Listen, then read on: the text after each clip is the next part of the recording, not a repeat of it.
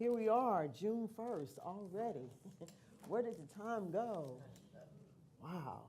So we are continuing on with our yearly theme, A Day at a Time, Oneness. And as always, a few spiritual principles just to get us anchored this morning. I'm reading from Ernest Holmes, What We Believe, and you can do a search for Ernest Holmes and What We Believe to get a copy of these spiritual principles that we talk about on Sunday, or you can join our mailing list or go to our website to also get a copy of the spiritual principles that we talk about every Sunday. So this morning, we are working with spiritual principle number 1, and it states, we believe in God, the living spirit, almighty one, indestructible, absolute, and self-existent cause. We believe this one manifests itself in and through all creation, but is not absorbed by its creation. Spiritual principle number 2, we believe in the individualization of the spirit in us, and that all people are individualizations of the one spirit. Spiritual principle number 4, we believe that heaven is within us and that we experience it to the degree that we become conscious of it. And finally, spiritual principle number 10, we believe in the eternal goodness, the eternal loving kindness, and the eternal givingness of life to all. Our yearly theme, A Day at a Time, Oneness, as I have said week after week almost now, that it is our call to action, that we are being called to act each month in a new way. And so this month, our theme, being and doing, is calling us, or the act that we're being calling to do is to check in. To check in with our God self, to check in at the center of ourselves, to check in and to consider God and to reconsider God, to check in the beyond within us first. To do that first. Before we do any doing, that we start with being. Our premise is that being precedes doing. You've got to be before you do. You've got to be before you do. This morning, I want to read a little bit from Living the Science of Mind. This is one of Ernest Holmes' books. And I'm reading from the chapter titled, Be Yourself, on page 172. He says that when we are in touch with that which is at the center of our being, we will see things in a different light than will the one who thinks, we will see things in a different light than will the one who thinks they are all alone. We will draw strength and inspiration from life itself. For no one can live without God and be whole. He says, since everything is included in God, for God is the only presence and power that there is. The person who wants to be the most themselves will have to be the one who has discovered more of themselves in that which is greater than we are. Our capacity to think, to live, and to move is non-physical, he says. There is an invisible presence hidden within. There is an invisible presence hidden within us, which has its source in a higher power and which acts through our actions, wills through our minds, and reveals itself in what we are doing. At the center of our being, there is a divine person, a unique incarnation of God. This is the source of all real inspiration. Here and here alone, at the center of our being, is the real creative power. The question is whether we are living from this center or whether we are thinking of ourselves as detached, separated, divided, alone, and inadequate. We all have direct access to the infinite presence, the universal person. There could be no more beautiful thought than that the divine spirit itself, infinite as it is also within us.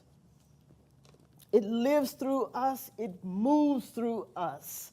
Its action through us is more than physical, it's non-physical, Ernest Holmes says. He says there is an invisible presence hidden within each of us, which has its source in a higher power, which acts through our actions, wills through our minds, and reveals itself in what we are doing. Being precedes doing. However, many of us are caught up in doing. Doing is easy to do. We're caught up in doing because doing is so easy to do. So let me see if I can bring y'all in a little bit more this morning to what I'm trying to get at. Yeah, in the church that I grew up in, they used to sing this song, leaning on the everlasting arm. Y'all know it? Y'all know it? Yeah. What have I to dread? Leaning on the everlasting arm. And in the renditions that was a little bit funky, they might have said, they added a little bit of lyrics to it or jazzed it up. And they might say something like this. Somebody here might be feeling all alone. You ought to keep leaning on. Somebody in here might feel like all their hope is gone. You ought to keep leaning on. You want sunshine on a cloudy day. You ought to keep leaning on. Joy and happiness come what may. You ought to keep leaning on. Leaning on everlasting arms. Y'all remember it? Yeah. Being precedes doing. Being is leaning on the everlasting arm. Y'all with me? Yes. So we grew up thinking that doing is the way of life or how life should be. It's something like this. You do this, then you do that, then you do that, and you reach your goals. Something like that to get us there. You do what your parents tell you to do. You do what the teachers tell you to do. You do what society tells you to do. You do what your faith tells you to do. You do what feels right to you. Like this, right? We get caught up in doing. And there's nothing wrong in and of itself with doing, or there's nothing wrong with thinking this way. In fact, it's necessary when you need to be in control of things. And there's nothing wrong with it when you are acting childlike. It's children who needs control. When doing is necessary. So sometimes some of us, we need a little bit of doing in our life, but doing is easy. Doing is the easy thing to do. Being requires that you see things in a different light, as Ernest Holmes suggested. Doing is attached to an outcome. Being, on the other hand, is letting the outcome go. Being requires that you let go of the outcome. You should tell your neighbor, let go of the outcome. And tell your other neighbor, let go of the outcome. This is our work. The one who is serious about the spiritual life, to the one who is serious about experiencing oneness, to let go of the outcome over and over and over and over and over and over and over again. If you have problems with control, this teaching is going to be very, very, very difficult for you. It's going to be difficult for you. And letting go is a rather challenging thing to do in a world where we are so focused on outcomes. Letting go is difficult to do. The problem is that we think the outcome is the goal. We think that outcomes in and of themselves are the bringers of joy and are the bringers of happiness. That's what we think. And so in life, we are oftentimes faced with the great paradox of life. We want to reach our goals. We want to obtain the outcomes that we have set out to obtain. But what we find alongside of obtaining these outcomes is that alongside of it, there is suffering, that it kind of goes together, right? Like you get the good job, but you find out the people there aren't so good. Y'all with me?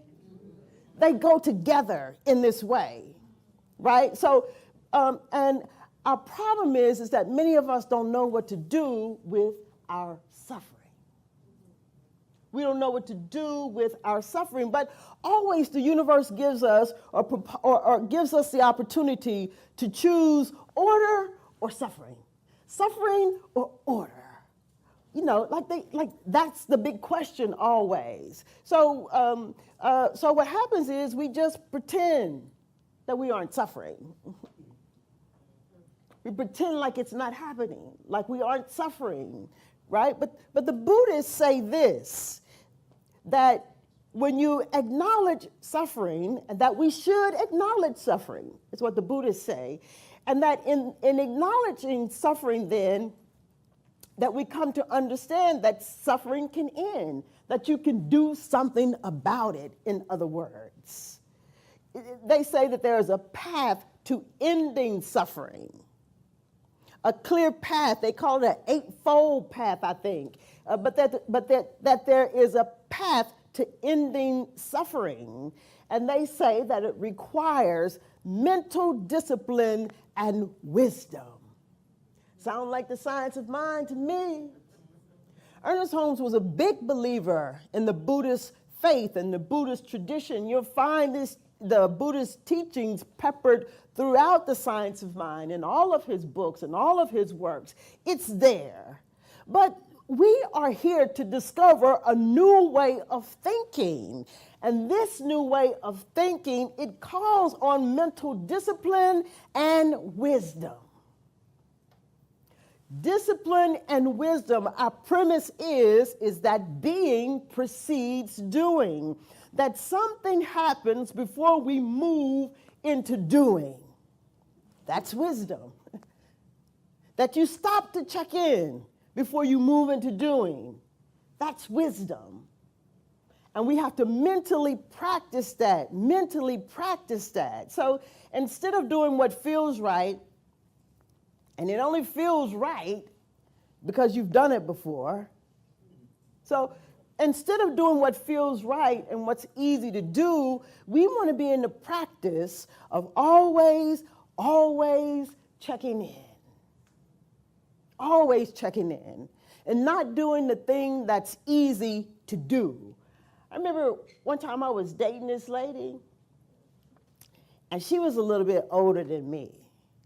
And on one particular occasion, things didn't quite turn out the way I wanted them to turn out. And so I was going to leave. And she said, that's what's wrong with y'all young people.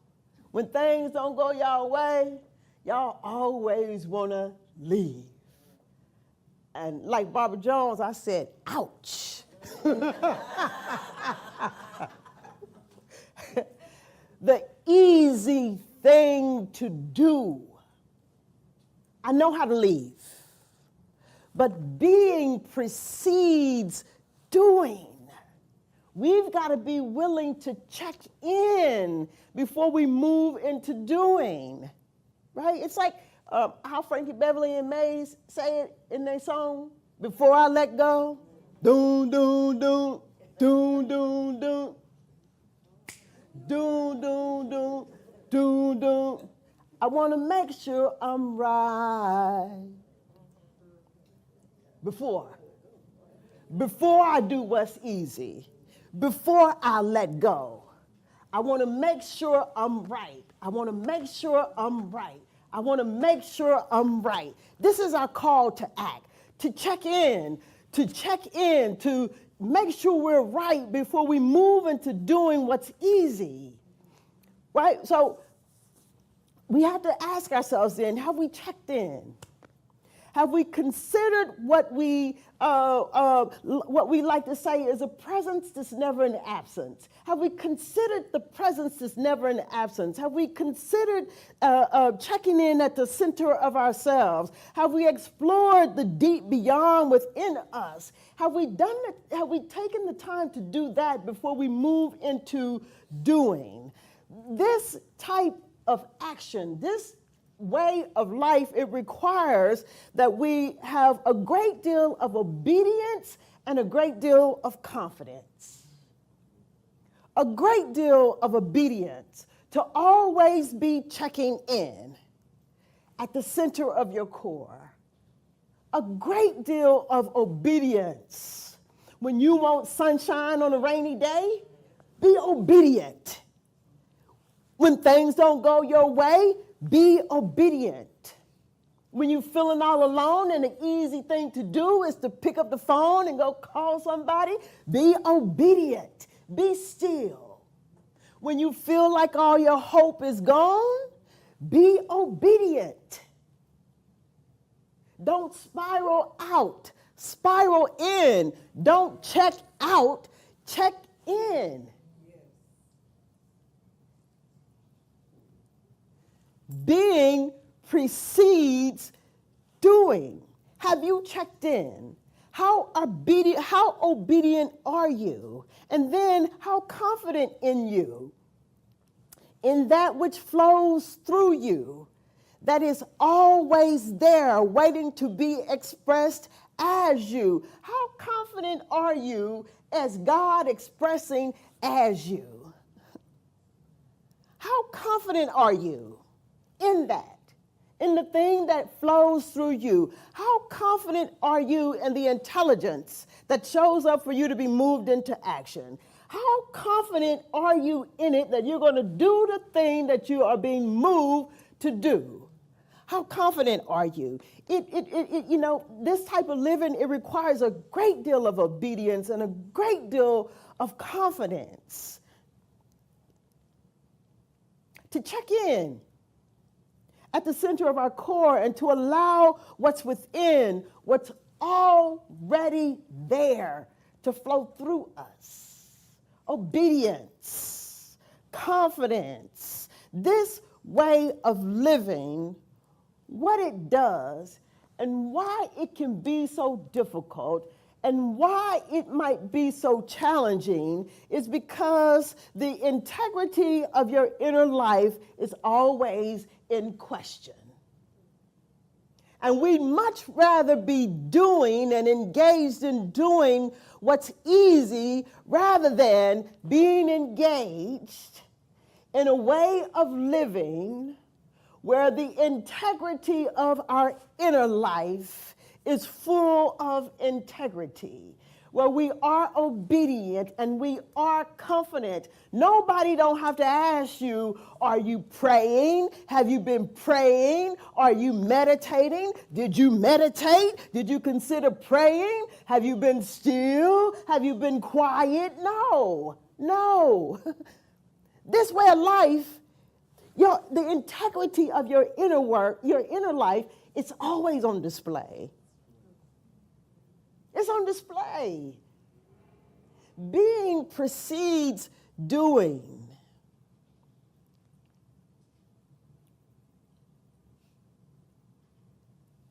And the reason it's on display is because you've got to be willing to let go of the outcome. And we're not willing to let go of the outcome that we desire. We moved into suffering, and we don't know what to do about the suffering. Let go of the outcome. Let go of the outcome. Let go of the outcome. So, in it then, Rufus Jones, the great Quaker mystic, says that in being, having the integrity of our inner life on display, or that living from a stance of understanding that being precedes doing, that we come to a place where we not only understand that God is infinite, and not only is God infinite, but that God is intimate, and not only is God intimate, but God is immediate. How aware are you of the immediacy of God? How aware are you? Do you know it? Do you know that God is immediate? Do you know that love is immediate? Do you know that all of life is responding to you now? Do you know that love is responding to you now? It's in you? How aware of it are you? Do you know the immediacy of God? I'm here to remind you this morning to make sure you're right before you move into doing, to check in, to lean on the everlasting arm, to be moved into a space of knowing the immediacy of God. It's divine.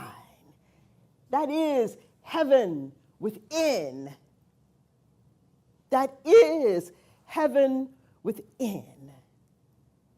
Leaning on the everlasting arms.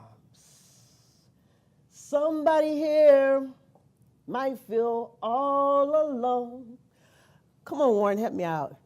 You ought to keep leaning on. Somebody here might feel like all their hope is gone. Gotta keep leaning on. Gotta keep leaning on. You want sunshine on a cloudy day. Gotta keep leaning on. Gotta keep leaning on. Joy and happiness come what may. Gotta keep leaning on. Gotta keep leaning on. Leaning on the everlasting arms. Gotta keep leaning on. Gotta keep leaning on. Yeah. Practitioners, join me for a moment of prayer. Let us get anchored today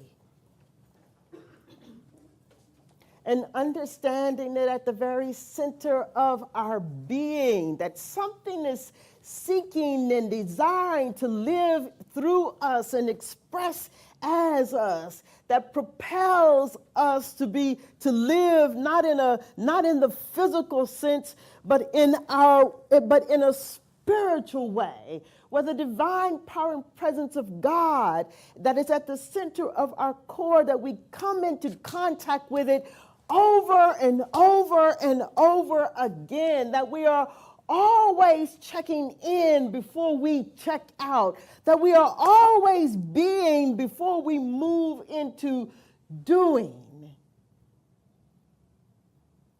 As we affirm this life as our life, as we come to know and are assured that we are ever one with the great power and presence that is never in absence, let us then just know today, a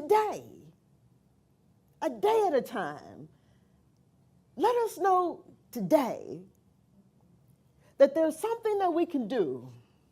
As I affirm for myself and affirm for you that there's something that I can do, that there's something that we can do about this suffering that we might be experiencing, by whatever name you choose to call it, that there is a way that requires in you and in me already what's in me and already in you, that it requires the discipline that is already in us and the wisdom that's already in us to spring forth through us in a new way, so that we see in a new light, so that something more appears, that something seemingly out of nowhere appears, and we can see it, we can sense it, we know it, we feel it, and we can call it what it is. In it, then, I know for you, as I know for myself, that we're moved into an experience of heaven on earth, that we easily and effortlessly come to live a life where we let go of the outcome, where we drop our desire to have the outcome be the way we desire it to be, and we come to affirm and to know that everything is already perfect, that however it turns out, that whatever might be going on, that there is something greater. There's something greater. There's always something greater. There always has been something greater. There is now something greater. And tomorrow there will be something greater. Oh, I know this to be true for you as I know it to be true for myself. I live in the immediacy of God. God is not just infinite, and God is just not intimate. God is immediate in my life. I always turn to check in. I'm always open to God in me. I'm always moved by the God in me. So I give thanks this morning for this great awareness of the immediacy of God in my life and in your life, that is beyond time and space, always present, always available, the everlasting arms that I'm leaning on. I'm grateful. I'm grateful to know this and to be able to speak these words and to know the truth in the words that is setting me free. So I am just moved in this moment then to gather the words and the songs and the love and the hugs, all that we've taken in this morning into myself, allowing it to become more and more and more in me. And as it does, I become more and more of myself. You become more and more of yourself, and nevertheless, let us accept this as the action and activity taking place in our lives now. Let us all come together in agreement then by saying, and so it is. And so as we journey on throughout our week, let me remind you that being precedes doing. Make sure you're right. Lean on the everlasting arms.